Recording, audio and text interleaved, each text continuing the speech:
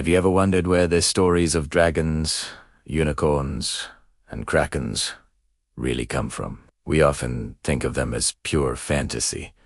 But what if I told you these mythical beasts are actually echoes of real animals, seen through the eyes of our ancestors? Let's start with the dragon, the most universal monster of all. In ancient China, people would find what they called dragon bones and use them in medicine. We now know these were actually dinosaur fossils. Imagine being an ancient farmer and unearthing a gigantic, petrified skull with sharp teeth. A giant, scaly monster would be the only logical conclusion. In the West, the image of a dragon was likely inspired by encounters with massive reptiles like the Nile, crocodile, or even the extinct 20-foot-long venomous monitor lizard megalania. The fear of giant reptiles is practically written into our DNA.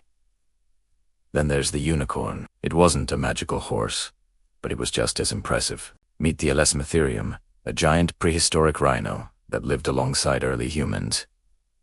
It had a single, massive horn on its forehead. Over thousands of years of storytelling, this great black beast likely became the graceful, white unicorn we know today. Later, during the Middle Ages, Viking traders sold unicorn horns, which were actually the tusks of narwhals, solidifying the myth in the public mind. And what about the terrifying Kraken, dragging ships to the depths? This legend almost certainly comes from the very real giant squid.